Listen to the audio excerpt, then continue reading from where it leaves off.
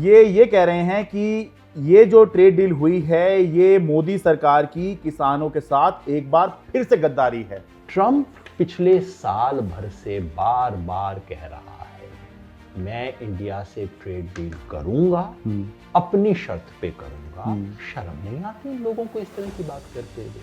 उनका trade representative Delhi में आके भारत सरकार को धमका के जाता है। दिल्ली में अगर निगरानी में पाया गया कि भारत कहीं चोरी छुपे भी रूस का तेल खरीद रहा है तो 18% को दोबारा बढ़ा के 50% कर दिया जाए। भारत ने नियम ये बना रखा है, ऐसा दूध और उस दूध का कोई प्रोडक्ट हम नहीं लेंगे जहां जानवर को खुद मांस खिलाया गया हो।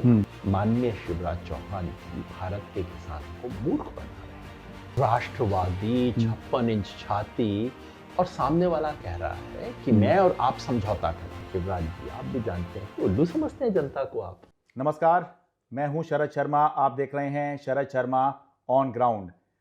जब देश के ज़्यादातर बड़े न्यूज़ चैनल ये कह रहे हैं कि झुकती है दुनिया, झुकाने वाला चाहिए, बड़े बड़े एंकर्स वाह वाह वाह कर रहे हैं कि वाह क्या शानदार ट्रेड डील हो गई और प्रधानमंत्री मोदी जी ने ट्रंप को झुका दिया, अमेरिका को झुका दिया। मोदी सरकार के मंत्री कह रहे हैं कि किसानों के हित सुरक्षित हैं, सब कुछ सुरक्षित है, बहुत बढ़िया हो गया है, कोई चिंता वाली बात नहीं है। और पूरा एक माहौल यह बनाया जा रहा है कि वाह वाह वाह हो गया है। तो उस समय पर यह ध्यान देना चाहिए कि वाह वाह वाह तो उन शेयरों पर भी लोग कर दिया करते हैं जो उनको समझ में नहीं आए होते हैं। ये तो इंडिया यूएस ट्रेड डील की बात हो रही है। तो योगेंद्र यादव जी, जाने माने सामाजिक कार्यकर्ता हैं, ये कह रहे हैं कि ये जो ट्रेड डील हुई है ये मोदी सरकार की किसानों के साथ एक बार फिर से गद्दारी है। तो भाई ये बात सुनी जानी चाहिए। क्यों? क्योंकि वाह वाह वाह करने वाला तो सबसे आसान काम होता है, मुश्किल काम ये वाला है जो ये कर रहे हैं, मुश्किल काम ये वाला है जो हम कर रहे हैं कि ऐसा क्यों कह रहे हैं। सर बहुत बहुत स्वागत है आपका। आप किसी पहचान के मोहताज नहीं हैं। सबसे पहले यही बताइए सर, क्यों आप इसे कह रहे हैं कि मोदी सरकार ने किसानों के साथ कैसे गद्दारी कर दी है? आम किसान कैसे समझेगा और आम लोग कैसे समझेंगे इसको? क्योंकि बड़ा मुश्किल चीज है। लोग, ये जो जॉइंट स्टेटमेंट आया है, आम लोग इसमें नहीं जाते हैं। सही बात है शरद भाई। तो इसे समझने के लिए 3 चीज आप देखिए। पहले, कोई भी एक स्टेटमेंट है उसका संदर्भ पढ़िए, ठीक है, संदर्भ जानिए। दूसरा, जो उसके जनरल प्रोविजन है, सामान्य बातें क्या कही गई हैं वो देख लीजिए। और तीसरा, स्पेसिफिक्स, क्या क्या नफा नुकसान हुआ है उसमें। तो स्पेसिफिक्स पे आने से पहले, अलग अलग फसल की बात करने से पहले जनरल बात समझिए। आप कह रहे थे वाह वाह हो रही है, मुझे तो सुन के हंसी आती है। पुराने जमाने में कहानियां होती थी ना, एक डाकू ने किसी के घर संदेशा भेजा कि मैं वो पूर्णमासी के दिन आऊंगा, तुम्हारी बेटी की शादी करके लेके जाऊंगा और तुम मेरा स्वागत करने के लिए गांव के बाहर अगवानी करने के लिए आना। फिर डाकू आता है, शादी करके ले जाता है। उसके बाद आप उसके घर में क्या जाएंगे? आप लानत देने जा सकते हैं कि अरे इतनी हिम्मत ना हुई तो कैसे करके ले गया। आप मातम करने भी जा सकते हैं कि मजबूरी थी, मैं समझता हूं तुम्हारे साथ ये हादसा हो गया। आप कम से कम बधाई देने तो नहीं जाएंगे कि अरे कन्या की शादी हो गई, वाह कितना बढ़िया हुआ। और जो जाएगा ये करने के लिए, उसके बारे में क्या विचार आपका बनेगा? शर्म नहीं आती इन लोगों को इस तरह की बात करते हुए? भाई संदर्भ कोई छुपा हुआ नहीं है, कोई मैं प्राइवेट बात नहीं कह रहा। ट्रंप पिछले साल भर से बार बार कह रहा है, मैं इंडिया से ट्रेड डील करूंगा, अपनी शर्त पे करूंगा। मैंने भारत पाकिस्तान का युद्ध रुकवाया, दोनों को कहा कि युद्ध रोक दो, नहीं तो ट्रेड डील नहीं करूंगा तुमसे।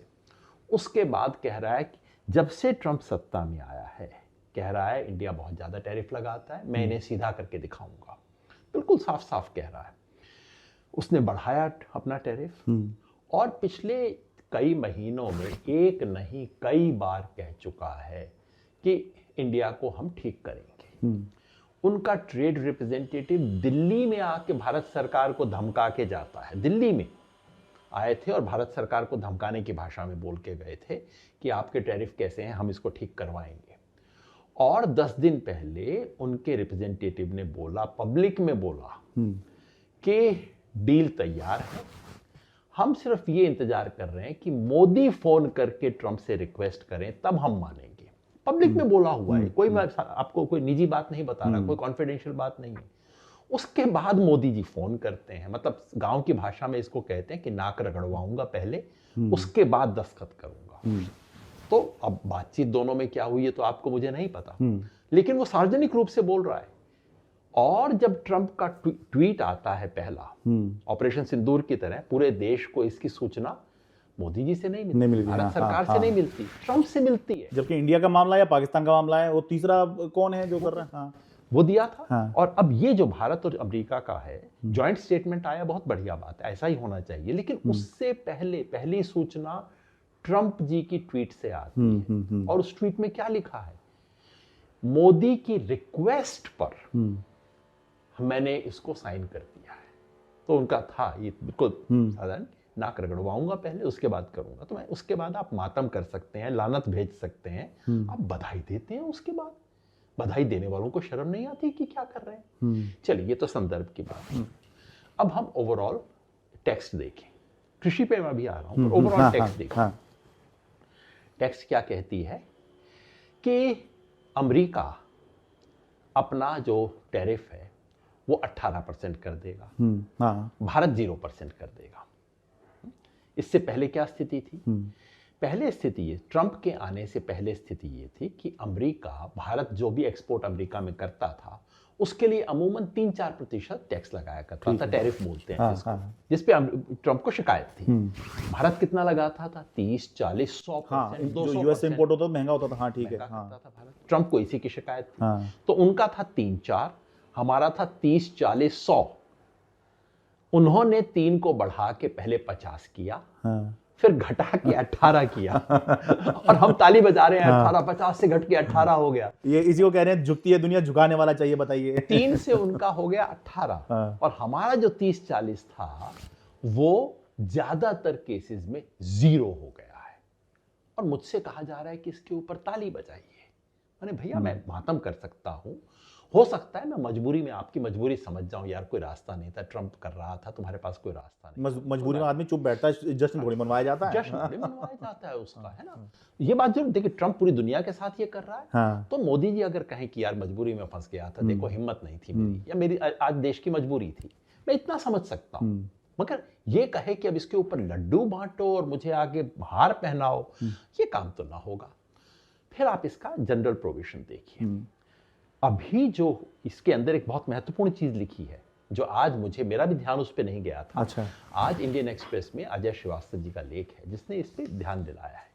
इसके अंतिम पैराग्राफ में एक शब्द का इस्तेमाल किया गया है, इकोनॉमिक सिक्योरिटी अलाइनमेंट। भारत और अमेरिका के बीच में इकोनॉमिक सिक्योरिटी अलाइनमेंट होगा। इसका मतलब क्या होता है? इसका मतलब ये होता है कि दो देश एक दूसरे को कहते हैं कि हम अपनी आर्थिक नीतियां ऐसी बनाएंगे जो कि आपकी सिक्योरिटी नीड्स के मुताबिक हो। इसका व्यावहारिक मतलब क्या है?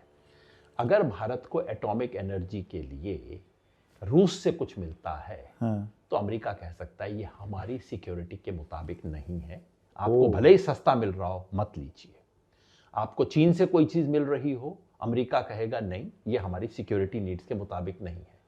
क्या हिंदुस्तान कह सकेगा अमेरिका को कि तुम चीन से समझौता मत करो, ये हमारी सिक्योरिटी नीड के मुताबिक नहीं? ये तो बड़ा डेंजरस है। ये तो और एक और बहुत एक्सपर्ट ने लिखा है जो कि इस चीजों को जानता है, एक एक शब्द का मतलब जानता है, वो देखिए। दूसरा इसमें लिखा है कि जिन जिन चीजों की छूट अभी मिली है, ये तो शुरुआत है। स्पष्ट भाषा इसकी ये है कि जब भी ये बनेगा, अभी एग्रीमेंट नहीं हुआ है, अभी केवल एग्रीमेंट का फ्रेमवर्क आया, मगर लिखा है कि जब भी एग्रीमेंट बनेगा, this will include additional market access commitments and support more resilient supply chains। तो मतलब जो लिस्ट आपको पढ़ के सुनाई जा रही है कि ये चीजों पे भारत ने एग्री किया है, इससे अधिक किया जाएगा। अच्छा। will include additional market access commitments, भविष्य के लिए लिखा हुआ, भविष्य के लिए भी। तीसरी चीज जो बहुत खतरनाक चीज है, जिसमें कहा गया है कि भारत न सिर्फ अपने टैरिफ घटाएगा, टैरिफ तो घटा दिए हैं, लेकिन टैरिफ घटाने के अलावा भारत की कुछ और शर्तें हैं, उन शर्तों को भी रिवाइज किया जाएगा। वो शर्तें क्या हैं? आम लोगों को समझ नहीं आती हैं। एक तो है जीएम, जेनेटिकली मॉडिफाइड जो फूड है, मतलब मशीनी तरीके से बनाया हुआ जो चीजें हैं, उसके ऊपर हमारे देश में बैन है, कपास को छोड़ के। सिर्फ बीटी कॉटन आई है, बाकी सब खाने पीने का तो बिल्कुल ही जीएम वाला नहीं चलता हमारे यहाँ। बिल्कुल भारत का ऑफिशियल बैन है। और अमेरिका कई साल से कह रहा है कि तुम ये जो बैन लगाया है इससे हमें नुकसान हो रहा है। वो अमेरिका में बैठे कह रहे हैं कि तुम जीएम फूड नहीं खाना चाहते, इससे मुझे नुकसान हो रहा है, मेरे को चीजें बेचने में दिक्कत हो रही है, तुम हटाओ इसको। इसको बोला जाता है नॉन टैरिफ बैरियर्स। और दूसरी एक बहुत महत्वपूर्ण चीज है भारत के हिसाब से, आप समझिए शरद भाई से, नॉन वेजिटेरियन दूध। अबे नॉन वेजिटेरियन दूध क्या होता है आप कहेंगे? वो ये होता है कि अमेरिका में जिस गाय भैंस का दूध, वो बड़ा डेयरी, वहां पे तो उद्योग है, कोई किसान नहीं करता, वो गाय भैंस का मीट खिलाते हैं। और उससे, ये मैं कोई आरोप नहीं लगा रहा, बिल्कुल स्टैंडर्ड इंडस्ट्रियल प्रैक्टिस है। वो गाय भैंस का ही मीट खिलाते हैं। तो भारत ने नियम ये बना रखा है, बहुत दशकों से नियम है हमारा, कि ऐसा दूध और उस दूध का कोई प्रोडक्ट हम नहीं लेंगे जहां जानवर को खुद मांस खिलाया गया हो। तो ये नॉन वेजिटेरियन दूध। हमारे यहाँ गाय भैंस जो होती हैं, गाय भैंस बकरी, ये सब वेजिटेरियन होते हैं, घास फूस ही खाते हैं, चारा खाते हैं, जो भी खाते हैं, मीट नहीं खाता। वो मीट नहीं खाते, आप उसका नहीं लेते हैं। ये नॉन वेजिटेरियन दूध हुआ, भारत ने इस पे बैन लगाया था। इन दोनों पे भारत सरकार पुनर्विचार करेगी, ये बात इसमें लिखी हुई है। अच्छा, मैं इसमें एक बार पढ़ देता हूं। Recognizing the importance of working together to resolve long-standing concerns, India also agrees to address long-standing non-tariff barriers to the trade in US food and agriculture products। तो इसका मतलब ये है कि ये इशारा कर रहा है कि अब जब ट्रेड डील आएगी उसमें इसको जो है, इसका डिटेल आ जाएगा, फिर ये हो सकता है लिखा जाएगा नॉन टैरिफ बैरियर। सब तकनीकी भाषा के अंदर छुपा के लिखा जा रहा है। नॉन टैरिफ बैरियर केवल दो ही हैं, नॉन वेजिटेरियन मिल्क और जीएम फूड, ये दो बैरियर। टैरिफ बैरियर तो ये होता है भाई, इतना % आपके ऊपर टैरिफ लगा रहे हैं, ये टैरिफ बैरियर तो ये नॉन टैरिफ में ये जो आप बता रहे हैं। किसी देश से अगर आपको कोई चीज मंगानी नहीं हो, आप दो चीज कर सकते हैं। एक तो आप कह सकते हैं भाई तुम बेच तो सकते हो लेकिन मैं तुम पे इतनी ड्यूटी लगाऊंगा। दूसरा आप ये कह सकते हो तुम जो चीज बेच रहे हो मेरे देश के लिए ठीक नहीं है, मैं इसे आने नहीं दूंगा। ये नॉन टैरिफ बैरियर होता है। भारत ने दो लगा रखे हैं एग्रीकल्चर के बारे में, दो नॉन टैरिफ बैरियर हैं सबसे बड़े। इसका मतलब भारत सरकार, और ये ऐसी चीजें जिसके आधार पर जो है सामने वाला भी मजबूर नहीं कर पाता, अब नहीं चलता भाई, उनका स्टैंड है तो क्या करें। आप इसको WTO में ले जाइए, कहीं ले जाइए, भारत कहेगा कि नहीं हम नॉन वेज दूध नहीं खरीदेंगे। आप क्यों दे सकते? वो संस्कार हमारे हम लोग कैसे हैं। ये दो चीज तो ये अब आप समझ रहे हैं। ये जो अभी तक पहले हमने संदर्भ देखा, कोई छुपी हुई बात नहीं है। दूसरा जनरल प्रोविजन देखा। अब मैं आता हूं खेती किसानी की एक्ट। मैं इसमें पढ़ देता हूं, जो मैं जो समझ पाया हूं, इसके अंदर इन्होंने ये लिखा कि भारत सभी औद्योगिक वस्तुओं पर लगाए गए शुल्क टैरिफ को समाप्त करेगा या कम करेगा। इसके अलावा अमेरिका से आने वाले खाद्य और कृषि उत्पादों की एक विस्तृत श्रृंखला पर भी शुल्क घटाएगा या खत्म करेगा, जिनमें ड्राइड डिस्टिलर्स ग्रेन्स DDGs, पशु आहार के लिए लाल ज्वार, मेवे, ताजे और प्रोसेस्ड फल, फ्रूट की बात हो रही है, प्रोसेस्ड फूड, सोयाबीन तेल, वाइन स्पिरिट्स और अन्य उत्पाद शामिल हैं। तो अभी तक यूएस के साथ हमारी जो भी ट्रेड डील थी उसमें एग्रीकल्चर शामिल नहीं था अभी तक। अब ये देखिए, भारत की आज से नहीं, दशकों से ये पोजीशन रही है, चाहे सरकार कांग्रेस की हो, चाहे सरकार बीजेपी की हो, चाहे सरकार मोदी की हो। 5 साल पहले तक सबकी पोजीशन रही है कि हम इंटरनेशनल ट्रेड डील में एग्रीकल्चर को हिस्सा नहीं बनने। वो इसलिए था कि हमारा कृषि प्रधान देश है और अपने खेती किसानी को प्रोटेक्ट रखने के लिए हम इसमें डील नहीं करेंगे। और दूसरा उसका असली इसमें एक समझ ये थी कि हमारा जो किसान है उसको हम सब्सिडी नहीं दे सकते। देखो, अमेरिका का किसान कोई मेहनती नहीं है कि वो मेहनत करके सस्ता माल बनाता है, और हिंदुस्तान का किसान कोई बेकार हो जो कि महंगी चीजें उगाता है। असली कारण ये है, अमेरिका में भारी सब्सिडी दी जाती है किसान को, और भारत में सब्सिडी नहीं, कुल मिला के नेगेटिव सब्सिडी मिलती है। इसलिए भारत का प्रोडक्ट महंगा होता है हमारा, वहां से आएगा सस्ता होगा, क्योंकि सरकार ने इतना पैसा उसको दे रखा है सस्ता करने के लिए। केवल अमेरिका में नहीं, न्यूजीलैंड में ये होता है, ऑस्ट्रेलिया में होता है, EU में होता है। और टैक्स, अब तो टैक्स भी नहीं लगेगा अभी इसके तहत जो आएगा। तो इसलिए हमेशा सरकारों की पॉलिसी थी कि भाई भारत के किसान को हमें बचाना है, क्योंकि किसान का सीधा सपोर्ट तो हम नहीं कर सकते, ठीक है, लेकिन कम से कम उसको बाहर से मार ना पड़े, इतना हम कर सकते हैं।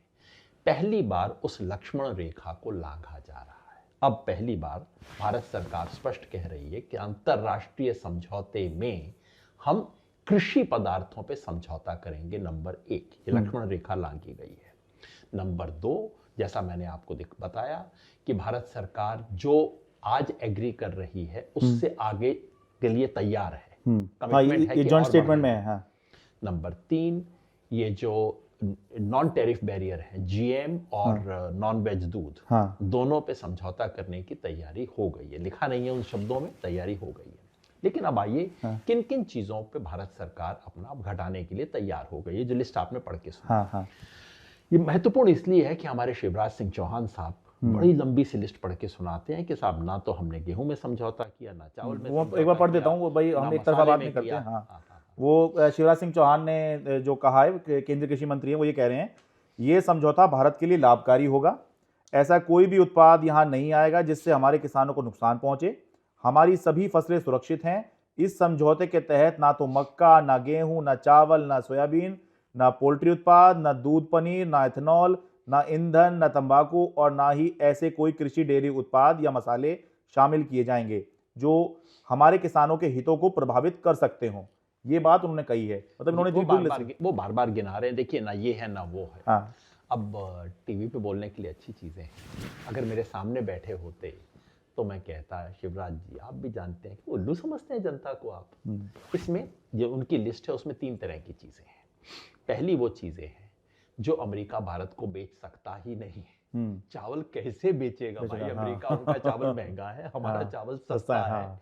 कोई बेवकूफ होगा जो वहां के बेचेगा? अमेरिका ने कभी कहा नहीं है कि चावल बेचना चाहता है। मसाला, हिंदुस्तान को मसाला बेचेगा। यहाँ तो मसाले तो एक्सपोर्ट होते हैं यहाँ से। 3000 साल से हम पूरी दुनिया को मसाला खिला रहे हैं, अमेरिका हमें मसाला आके बेचेगा? तो एक तो इस तरह की चीजें हैं जिनका कोई मतलब नहीं, जो बेचना संभव नहीं। दूसरी ऐसी चीजें हैं जो बेचने में अमेरिका की रुचि नहीं है। ये मेरे को कोई अमेरिका का दिल नहीं पता। अमेरिका सरकार की रिपोर्ट है इसके ऊपर, स्पष्ट रूप से लिखित रिपोर्ट है, मैं भी आपको कहूंगा जाके देखिएगा। 2024 की अमेरिका की रिपोर्ट है उनका, ये सब चीजें सार्वजनिक होती हैं। यूएस ट्रेड यूएसटीआर की रिपोर्ट है। अच्छा। कहते हुए कि दुनिया में किस किस देश से हमारे क्या संबंध चल रहे हैं ट्रेड के, और किस देश से हमें क्या चाहिए। अच्छा। फिर 2025 में USDA, United states department of agriculture, अच्छा, उसकी रिपोर्ट है कि भारत से ट्रेड के लिए हमें क्या क्या परेशानियां हैं और हमें क्या क्या चीज उनसे चाहिए। शिवराज सिंह चौहान जो चीजें गिना रहे हैं वो उनकी लिस्ट में नहीं, वो करना नहीं चाहते। उनकी लिस्ट में क्या चीजें थी? हाँ। बिल्कुल पहले दिन से स्पष्ट है, हर रिपोर्ट में बार बार वो कह रहे हैं भारत में इस वक्त मीट का उत्पादन बढ़ रहा है। हाँ। और मीट का उत्पादन बढ़ाने के लिए भारत को एनिमल फीड की जरूरत है। हाँ। और एनिमल फीड की मार्केट हमारे पास होनी चाहिए, क्योंकि हमारे पास एक्स्ट्रा मक्का है, एक्स्ट्रा सोयाबीन है, जो कि चीन पहले खरीदा करता था, अब खरीदने से कम कर रहा है। अच्छा। हमारे पास एक्सेस पड़ा हुआ है, चीन अब आजकल ब्राजील से खरीदना शुरू कर रहा है, सब चीजें लिखी हुई हैं। हाँ। इसलिए हमें भारत की मार्केट खोलनी चाहिए। तो उन्हें इंटरेस्ट किस में था? उन्हें इन चीजों में इंटरेस्ट नहीं है। हाँ। उन्हें इंटरेस्ट है मक्का और सोयाबीन में। अब तीसरी चीज है, क्योंकि उनकी लिस्ट में मक्का और सोयाबीन का जिक्र है। हाँ हाँ हाँ। शिवराज सिंह चौहान कहेंगे देखिए मक्का और सोयाबीन हमने नहीं आने दिया। हाँ। पूरी संजीदगी से बोलता हूँ मंत्री जी, झूठ मत बोलिए देश के सामने। ये DDGS जो आपने पढ़ा, ये क्या है? भाषा के अंदर छुपाया गया ये DDG जो है, ये ड्राइड डिस्टिलर्स ग्रेन्स, ये मुझे नहीं पता ये क्या है सर, आप बता देता हूँ ये क्या है। सार मतलब जनता को बेवकूफ समझते हो क्या? ठीक है, आम साधारण व्यक्ति को पता नहीं लगेगा, लेकिन जो लोग थोड़ा सा भी जानते हैं वो सब। DDGS क्या होता है? जब मक्का से ये बनाया जाता है, एथनॉल बनाया जाता है, तो मक्का को सड़ाते हैं। हाँ। उसके बाद उसमें से एथनॉल निकालते हैं। ठीक है। लेकिन उसके बाद जो सारा कुछ बच गया, जो मक्का, सड़ा हुआ मक्का बच गया, उसको सुखाया जाता है। ज्यादातर तो वही बच जाता है ना। उसको सुखा के उससे एनिमल के लिए फीड बनाया जाता है। अच्छा। तो ये मक्का ही है। अच्छा, DDGS मक्का है। किस नाम से छुपा रहे हो आप? ये हिंदुस्तान में भी बनता है, अमेरिका, और अमेरिका इस वक्त पूरी दुनिया का सबसे बड़ा एक्सपोर्टर है। अमेरिका इतनी मक्का लेके बैठा है कि उन्हें पता नहीं कि इसका करें क्या।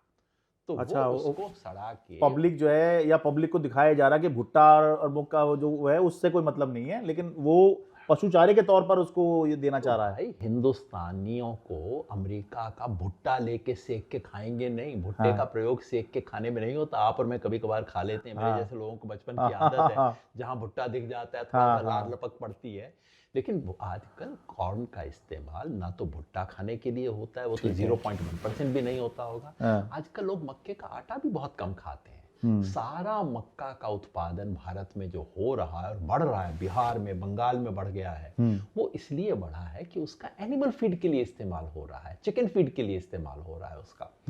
और जैसे ही अमेरिका से सस्ता फीड आना शुरू होगा तो ये कौन इसका पैसा देगा? आज ऑलरेडी मक्का का दाम जो है सरकार ने जो दिया है उससे कम चल रहा है, एमएसपी से कम पे मक्का बिक रहा है। अच्छा। और जब ये होगा तो मक्का कहाँ कहाँ जाएगा? जाएगा? हाँ। पहली चीज तो शिवराज सिंह चौहान झूठ बोल रहे हैं, मैं पूरी संजीदगी से बता रहा हूँ इस चीज को, है ये कहना कि कॉर्न नहीं है। और दूसरा याद रखिए, अमेरिका का जो मक्का है वो जीएम है, जेनेटिकली मॉडिफाइड है। वो नॉन टेरिफ बैरियर वाली बात वो करके इसको अलाउ वैसे करवा लेंगे। पिछले दरवाजे से अब अलाउ किया जाएगा तो कहेंगे हमने मक्का अलाउ नहीं किया। अरे जो होने चाहिए, वो तो बार बार वो कह ही नहीं रहे थे कि हमें मक्का बेचना है आपको। वो कह रहे थे कि हमें डीडीजीएस बेचना है, वो बेच दिया। दूसरी चीज आई है सोयाबीन। हाँ। क्योंकि शिवराज सिंह चौहान जी के अपने घर का मामला है, मध्य प्रदेश में बहुत सोयाबीन होती है। हाँ। सोयाबीन का इस्तेमाल किस चीज में होता है भैया? सोयाबीन अरहर की दाल नहीं है, ये मूंग की दाल नहीं है जिसको रोज घर में उबाल के आप दाल बना के खाते हैं। सोयाबीन बहुत थोड़ा इस्तेमाल होता है दाल बनाने में हिंदुस्तानी घरों में। सोयाबीन का असली उपयोग क्या है? असली उपयोग है तेल। और उसमें तेल निकलता है और जो तेल से बच गया वो फिर एनिमल फीड में जाता है। अच्छा अच्छा अच्छा, तो वो भी एनिमल फीड में आ रहा है। ठीक ठीक। दूसरा सोय ऑयल। हाँ। सोयाबीन का ऑयल जो है वो आपने अलाउ कर दिया है, लिस्ट के अंदर लिखा हुआ है। हाँ। तो सोया ऑयल जब आ गया और एनिमल फीड आ गया तो अमेरिका क्या करेगा उसको? आपको सोयाबीन देने की जरूरत क्या है? हाँ। और उन्होंने पहले से टारगेट किया हुआ था, हमें इंडिया से ये 4 चीज निकालनी है। हमें सोया ऑयल लेना है, लिखा हुआ है, मैं आज मतलब, और ये 2-2 साल पुराने डॉक्यूमेंट हैं, मैं आज उसमें परिवर्तन भी कोई नहीं कर सकता। सोया ऑयल लेना है हमें एनिमल फीड लेना है, हमें कॉटन लेना है जिसकी परमिशन हो गई है, हमें जो हाई क्वालिटी फ्रूट्स हैं वो लेने हैं। फ्रूट्स कौन से? अमेरिका भारत को केले नहीं बेचता, केला अमेरिका का प्रोडक्ट है ही नहीं, वो तो खुद वहां दूसरे देशों से लेते हैं। वहां का प्रोडक्ट है एप्पल, नाशपाती और ये ब्लूबेरी और ये बेरी और वो बेरी, मेरे को तो नाम भी इनके बेरीज के पता नहीं होते। तो ये एप्पल और नाशपाती भारत में हिमाचल और कश्मीर में बहुत बड़ी मात्रा में होते हैं, उनको सीधा नुकसान होगा। ब्लूबेरी वगैरह भारत के प्रोडक्ट है नहीं, स्ट्रॉबेरी, ब्लूबेरी, लेकिन पिछले कुछ सालों से ये इंडस्ट्री धीरे धीरे ग्रो कर रही थी, वो ठप पड़ जाएगी। आपका तीसरा है वाइन एंड स्पिरिट्स। अब लगता है वाइन आने दो यार, कि आपने ना मेरी चीज, ना मुझे पीनी, ना मुझे बनानी। लेकिन हम भूल जाते हैं महाराष्ट्र का पूरा जो अंगूर उद्योग है वो इस पर निर्भर करता है। वहां वाइन डिस्टिलरीज आनी शुरू हो गई थी, वो एक बार में ठप हो जाएंगी। इसके चलते हुए जो आपके सोया ऑयल की जितनी बड़ी फैक्ट्रीज लगी थी भारत में वो कॉम्पीट नहीं कर पाएंगी। तो मोटे तौर पे इसका सीधा सा निष्कर्ष ये है कि माननीय शिवराज चौहान जी भारत के किसान को मूर्ख बना रहे हैं। मक्का पिछले दरवाजे से आ रहा है इस समझौते के तहत, सोया पिछले दरवाजे से आ रहा है, एप्पल, ब्लूबेरी, ये तमाम तरह की बेरीज और नाशपाती फ्रंट दरवाजे से आ रही हैं, कॉटन आ रहा है, और इन सब का भारत के किसान के लिए सीधे सीधे असर होगा। फिर 2 और आइटम रह गए, प्रोसेस्ड फूड। प्रोसेस्ड फूड क्या होता है? चिप्स प्रोसेस्ड फूड है, ड्राइड टोमेटो प्रोसेस्ड फूड है, आप आम को सुखा दो, प्रोसेस्ड फूड है। तो ये एक और दरवाजा खुल गया, और ये सिर्फ अमेरिका के लिए नहीं खुला है, ये यूरोपियन यूनियन के लिए भी खोला गया था। यहां से प्रोसेस्ड फूड आएगा तो हमारे अचार प्रोसेस्ड फूड है। अचार, ठीक ठीक, प्रोसेस्ड फूड ये सब अचार, जैम और इस सारी प्रोसेस्ड है। क्या होता है शरद भाई, ये जो सारा खेल है, प्रोसेस्ड फूड पढ़ता हूं, मुझे लगता है नहीं, मेरे को कोई फर्क नहीं, डीडीजी पता नहीं क्या है, इसको सिंपल भाषा में बता दो कि क्या चीज आ रही है ना, ये सब आएगा। और इस सब के अलावा एक एक्स्ट्रा एंट्री है वहां जिसपे किसी का ध्यान नहीं जाता। सारी लिस्ट गिनाने के बाद कहते हैं ये लिस्ट के आखिर में है एंड एडिशनल प्रोडक्ट्स, जिसका कोई नाम नहीं है भाई। इसका मतलब इसमें 18 आइटम और ऐड कर दिए जाएंगे तो आपको बताया जाएगा, हमने तो कहा था ना एंड एडिशनल प्रोडक्ट्स। हाँ वो तो मतलब ये तो एक बेसिक सी चीज है, इसके बाद डिटेल में वो डाल देंगे कि तो कहा ही तो था। तो इसलिए ये जो सबसे बड़ी बात हुई है साधारण भाषा में, फिर मैं समझाऊं आपको, तो दरवाजा बंद था, कुंडा लगा हुआ था, आपने कुंडा खोल दिया। जो दरवाजा 40 साल से बंद था, आपने उस दरवाजे का कुंडा खोल दिया, और अब आप कह रहे हैं कि मैंने दरवाजा पूरा थोड़ी खोला है, अभी तो मैंने थोड़ा सा खोला है। अरे जब आपने कुंडा खोल दिया, आज इतना खोला है, कल को इतना खुलेगा, उसके बाद पता नहीं इस दरवाजे से क्या कुछ आएगा। और जब एडिशनल लिख दिया तो उसमें 2 की जगह 4 कर लो, प्रोडक्ट्स के संख्या जो है, और नॉन टैरिफ बैरियर कर दिए, तो मतलब अब जो है बेसिक जो आपका वो था जिसके आधार पर आप जो है मना कर सकते थे। जैसे हम लोग कहते थे ना कि जैसे अगर कहीं नहीं जाना तो हम एक बहाना मार दे, वो मम्मी नहीं जाने दे रही या घर पे ये वाला इशू है, तो अब अगला क्या कर सकता है, तो वैसा वाला ही था। नॉन टैरिफ बैरियर भी अगर खोल दिए तो उसके बाद तो कोई बात ही नहीं है। ये बात मैं चाहता हूं आपके माध्यम से भारत की जनता समझे, भारत का किसान इस बात को समझे कि भाई जो कुंडा लगा हुआ था, कुंडा खोल दिया है। अब इस दरवाजे से आज की तारीख में 10 आइटम आ रहे हैं, कल की तारीख में 100 आइटम आएंगे, इससे आपने एक बार दरवाजा खोल दिया। तो दरवाजा कितना खुलेगा ये किस पे निर्भर करेगा? ये इस पे निर्भर करेगा कि आपकी ताकत कितनी है, सामने वाले की ताकत कितनी है, सामने वाला कितना धक्का दे रहा है दरवाजे पे, आप पीछे से कितना रोक सकते हो। अमेरिका और भारत में किसकी ताकत ज्यादा है? पिछले 1 साल से क्या खेल हम देख रहे हैं। आज की तारीख में चाइना हो या अमेरिका हो, उसके सामने इकोनॉमिक कंपटीशन में कैसे टिकेंगे हम? जब हमने एक बार कुंडा खोल दिया तो फिर तो सामने वाला जितना जोर से धक्का देगा खुलेगा।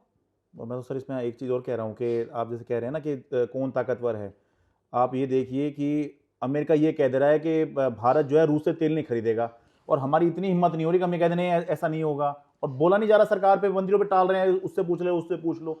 भाई राष्ट्रवादी 56 इंच छाती, और सामने वाला कह रहा है कि मैं और आप समझौता कर रहे हैं, और मैं कह रहा हूं कि तुम फला माल, तुम अपना चावल और आटा या तेल तुम उस दुकान से बिल्कुल नहीं लोगे। ये देश 1947 में देश आजाद हुआ, उससे पहले की ऐसी चीजें हुआ करती थी। जैसे गांधी जी ने नमक कानून तोड़ा था, तो कानून यही था कि भाई भारतीयों को आजादी नहीं थी कि वो नमक बना सके, तो अंग्रेजी बनाते थे और मन मांगे दाम पर उसको बेचते थे। उससे पहले अंग्रेजों ने आके भारत में पहला नियम बनाया था कि कपड़ा मैनचेस्टर से भारत का जो कारीगर है उसकी उंगलियां काट दी कि तुम बना नहीं सकते। तो मैं आपको बता दें, अब इसमें और भी मजेदार खेल है। मैं आपको कहता हूं कि आप उस दुकान से तेल नहीं लोगे, ठीक है, तो आप पलट के कहोगे भाई साहब जिस रेट में मैं उससे ले रहा था उस रेट में आप दे दोगे क्या? ना ना ना ना, ये कोई नहीं। ये प्रश्न पीयूष गोयल से पूछा गया प्रेस कॉन्फ्रेंस में कि रूस से सस्ता तेल आ रहा है। सस्ता तेल क्यों आ रहा था उसकी भी कहानी है कि रूस और यूक्रेन का झगड़ा हो गया, बाकी दुनिया ने बैन लगा दिया कि हम रूस से नहीं लेंगे, रूस के पास तेल पड़ा हुआ है। तो रूस ने कहा भारत को कि तुम सस्ते में ले लो और तुम आगे दुनिया को बेच दो। इसमें अंबानी जी का फायदा हुआ, इसमें भारत सरकार हिंदुस्तानियों को एक पैसे आम आदमी का कोई फायदा नहीं हुआ, इसमें सस्ता तेल आपका पेट्रोल का दाम नहीं, ऊपर से पेट्रोल प्योर नहीं मिल रहा, इथेनॉल मिला हुआ है उसके अंदर। पूरी दुनिया का सबसे सस्ता तेल भारत में आ रहा था। भारतीयों को एक पैसे का फायदा नहीं हुआ, अंबानी की जेब गर्म हुई, भारत सरकार का टैक्स रेवेन्यू बढ़ गया। चलिए ये तो मान। अब वो कहते हैं, पत्रकार ने पूछा कि साहब आप चलिए रूस से सस्ता तेल नहीं लेंगे। पहले तो ये बात ही घुड़की वाली है कि मैं तुम्हें कहता हूं कि तुम नहीं लोगे। ये तो आपकी संप्रभुता पे हमला है कि ये कैसे कह दोगे तुम? अमेरिका ने इसका ऑर्डर किया है, अमेरिकी राष्ट्रपति ने ऑर्डर इस पे जारी किया है कि भारत तेल नहीं खरीदेगा, इसकी निगरानी फला फला अमेरिकी एजेंसी करेंगी। ऑर्डर के चौथे पैरा में लिखा हुआ है। और अगर निगरानी में पाया गया कि भारत कहीं चोरी छुपे भी रूस का तेल खरीद रहा है तो 18% को दोबारा बढ़ा के 50% कर दिया जाएगा। ये लिखी हुई चीजें, मैं कोई बात उसकी नहीं कह रहा। क्या था, भारत भी कोई निगरानी करेगा? भारत कुछ भी देखेगा कि ट्रंप जो है वो पाकिस्तान के जनरल को बुला के लंच नहीं खिलाएगा, उसकी तारीफें नहीं करेगा, वो चीन के साथ समझौता नहीं करेगा? क्या भारत इसकी निगरानी कर सकता है? ये एक तरफा है भाई, इसमें कोई मतलब ये और बाकी सब चलिए छोड़ दीजिए, चलिए आपने घुटने पे टिक के कर लिया कि साहब उनकी दुकान से मैं नहीं लूंगा, आपकी दुकान से ले लूंगा, आप जो दुकान बताओगे उससे ले लूंगा। उसके बाद आप इतना तो कहोगे ना कि जो रेट वो दे रहा था उस रेट में आप भी दो मेरे को। कहीं नहीं लिखा हुआ है। और जब पीयूष गोयल से पूछा गया कि भाई रूस का सस्ता तेल आप नहीं लेंगे तो क्या अमेरिका उतने में दे देगा, तो पीयूष गोयल ने कहा मैं क्या जानूं, ये तो प्राइवेट पार्टियां आपस में करेंगी, मैं कहां आता हूं इसके अंदर। बताइए, ये मंत्री हैं इस देश के। तो मैं इसीलिए बार बार कह रहा हूं कि भाई ऐसा हादसा हो जाए कहीं और अगर कोई कहे यार मजबूरी में फंस गए थे, तो आप उसके साथ दिलासा दे सकते हो, थोड़ा सा उससे पूछ भी सकते हो बेटा मजबूरी क्या थी, ये कुछ एप्स्टीन फाइल का चक्कर था क्या, ये कुछ अडानी का केस फंसा हुआ था क्या। क्योंकि हकीकत ये है अडानी का एक केस अमेरिका में फंसा हुआ है जो क्रिमिनल केस है। और अगर उसमें फंस गए तो अडानी जी, और अमेरिका की अदालतें हमारे यहाँ की तरह नहीं है कि ऊपर से थोड़ा इशारा हो जाए तो केस एडजस्ट हो जाता है। वहां एक बार फंस गए तो ठीक से फंस गए वो, और उसकी जो है ये गर्दन जो है वो ट्रंप जी के हाथ में है। तो क्या ये मामला था? लोग तो कहते हैं, और विचित्र संयोग है कि जैसे ही एप्स्टीन फाइल खुली, ये एप्स्टीन कौन है? ये अमेरिका का वो बदनाम आदमी है जो कि यंग लड़कियां सप्लाई किया करता था अमेरिका के तमाम पावरफुल लोगों को पूरी दुनिया में, और इसके लिए सजा मिल चुकी थी। उसके बाद फिर वही धंधा कर रहा था। वो फाइल खुली है, उधर वो फाइल खुली और इधर से मोदी जी का वहां फोन चला गया।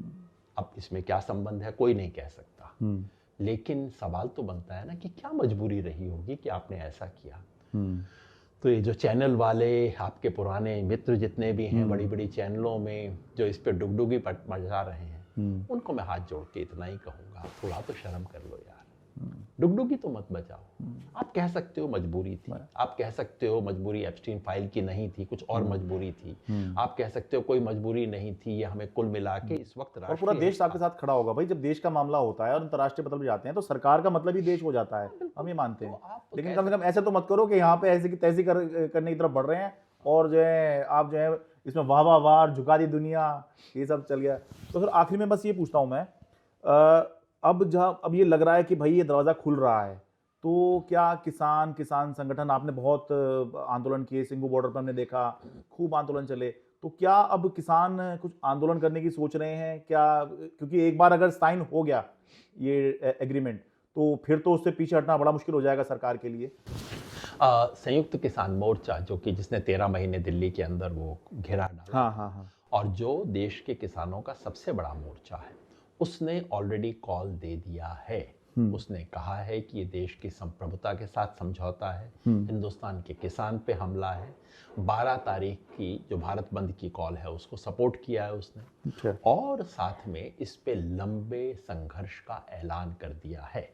तो इसकी बाकी कैसे आएंगी वो हम पता नहीं, लेकिन सच यही है कि आज इस देश में इस किस्म की चीज़ों का मुकाबला अगर कोई भी कर सकता है तो किसान ही है। किसान ही खड़ा हो सकता है इसके, और किसान अगर लड़ेगा तो बाकियों का हित भी बचाएगा। ये पहली बार ही था, मैं बता दूं कि पहली बार था जहां हमने देखा कि मोदी जी झुके थे, पीछे हटे थे, वरना इससे पहले कुछ भी हो गया दुनिया इधर की उधर हो गई, लेकिन मोदी जी जो है वो झुके नहीं, पीछे हटे नहीं। लेकिन वो किसान थे जो दिल्ली के बॉर्डर पर आके बैठ गए, और 1 साल से ज़्यादा लंबा इनका आंदोलन चला, सिंगू बॉर्डर पर, टीकरी बॉर्डर पर और गाजीपुर बॉर्डर पर बैठ गए। आप लोग भी उसमें शामिल थे, आप भी शामिल थे उसमें, कितनी बात हुई आपसे उस दौरान। तो वो बैठ गए और आखिरी में जो है प्रधानमंत्री को घोषणा करनी पड़ी कि ठीक है भाई, मैं नहीं समझा पाया हूं, आपको नहीं समझ में आया तो ठीक है भाई, 3 जो कानून है जिसको किसानों ने कहा था काले कानून, और सरकार कह रही थी कि ये जो है एक खेती और उसको बहुत बढ़िया शानदार है, बिल्कुल सारा सिनेरियो बदल जाएगा, और बिल्कुल इमरजेंसी के तौर पे लेके आए थे। जब कोरोना चल रहा था देश दुनिया में तो उस दौरान ऐसे लेके आए जैसे इसकी बहुत ऐसी जरूरत है। तो इसमें जो है मोदी जी को पीछे हटना पड़ा था। तो अब ये देखना है जी कि क्या इस पर कुछ इस तरह का आंदोलन होता है जैसे आपने बताया, क्योंकि जो आप बता रहे हैं इसके सुन के बहुत जो है मुझे लगा कि ये बहुत ऐसी बात है, डेंजरस है। तो कि जो सेक्टर कभी खुला नहीं था उसमें दरवाजा ऐसा खुल रहा है कि वो तो चाहो तो फिर पूरा खोल लो, 2 की जगह 4 प्रोडक्ट कर लो, 4 के 8 कर लो। और यहाँ कोई कहने वाला थोड़ी है, कोई सवाल थोड़ी पूछता है कि बताइए मोदी सरकार कुछ कहता ही नहीं है। ठीक है सर, हमें समय आपने दिया, बहुत बहुत शुक्रिया। दिल्ली से अपने कैमरा सहयोगी अमन कुमार के साथ मैं शरद शर्मा।